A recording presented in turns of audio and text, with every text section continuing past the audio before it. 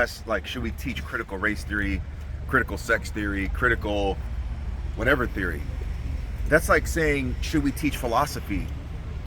Of course we have to teach philosophy. In fact, critical thinking, which really is critical theory, comes out of philosophy. And it's not something you could teach because it's the first principle. People already do that. People already do critical race theory. They do critical sex theory. They do critical religion theory. All that is looking at how things work. What's the nature of things? What's the nature of race? What's the nature of sex? What's the nature of religion? How do these things influence society and institutions and family?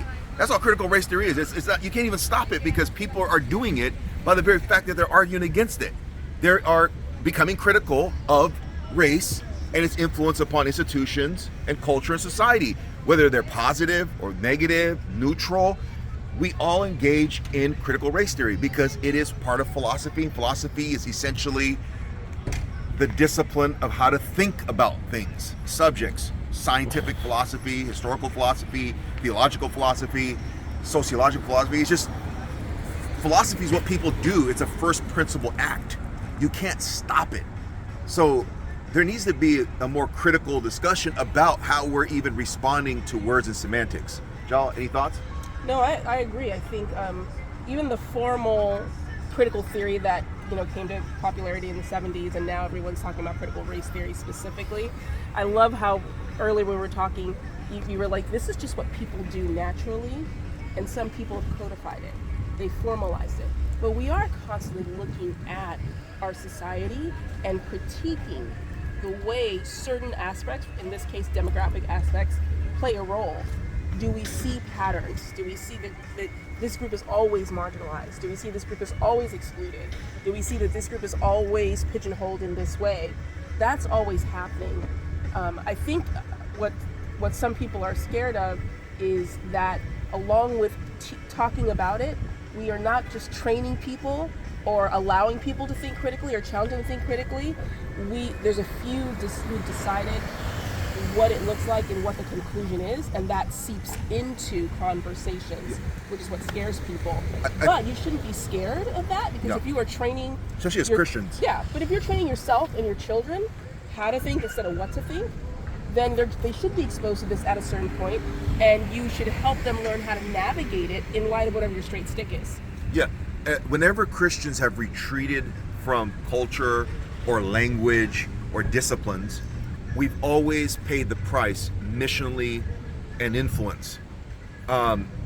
So, because everyone is engaged in critical race theory, the question is not whether you're engaged in critical race theory.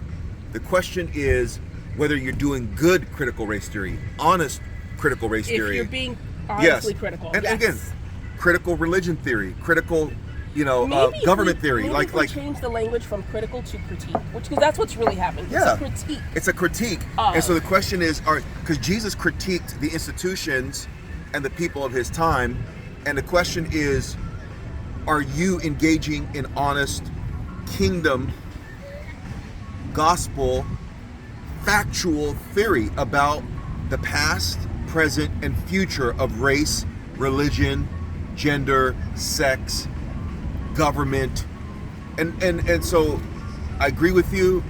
People need to be careful about throwing out the baby with the dirty bathwater. Absolutely. Christians need to be the salt of the earth.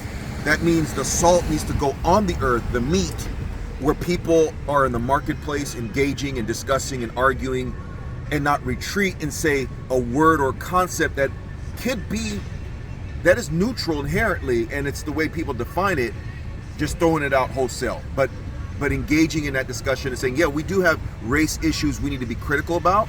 We do need to see how race influence people, religion, free markets, church, whatever, society, and what is the impact? Is the impact exaggerated?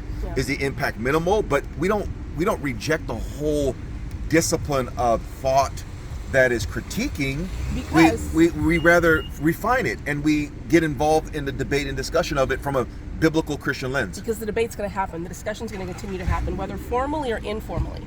And if you're retreating from it, then you don't get to be part of contributing to the conclusion people come to, the solutions that people come up with. Yeah. It's still going to happen. It's still going to be there. You can call it whatever you want to call it. I think the biggest fear is we associate that acronym with not only the process of critiquing, but a conclusion and solution that we don't agree with. Yeah. And so we've retreated from it and rejected instead of engaging in the process that acronym describes, so we can come up with other alternative solutions because conclusions. because there's different types of critical race theorists that actually have different interpretations as to the why and the where and the what and the how. Like the how meaning how do we go forward? Just like there's different types of Christians. You got monastic Christians, you got engagement into culture Christians, you have Pentecostal Christians, you have cessationist Christians, you have Reformed, you have Catholic, you have Orthodox. So again, What's going on?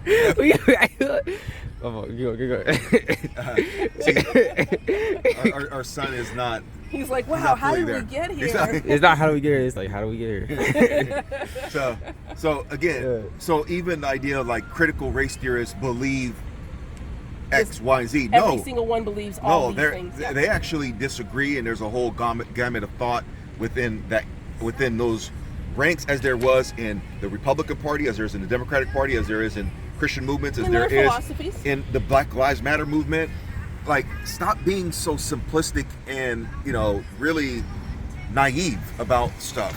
Yep. Things are a lot more nuanced and layered and textured, and as you step to deep dive into all disciplines and studies of cultures and groups, you realize, oh snap, these people are everywhere in their ideas. And then Republicans are everywhere in their ideas. Democrats are everywhere in their ideas. And so it's important to understand that even though there's some broad agreements amongst groups, the way that they think about the application of those agreements, how far those beliefs or principles should go, they differ. Yep. And some just wholesale reject some of the main tenets of their groups. Yep. And they actually are outliers, and they're disruptors within their own group. So we need to understand it. Hey, thank you guys. Join us in the conversation. Let us know what you're thinking about what we're saying, critical race theory from a Christian thought, and just all theories and disciplines that people are doing, whether we like the words or not. Peace.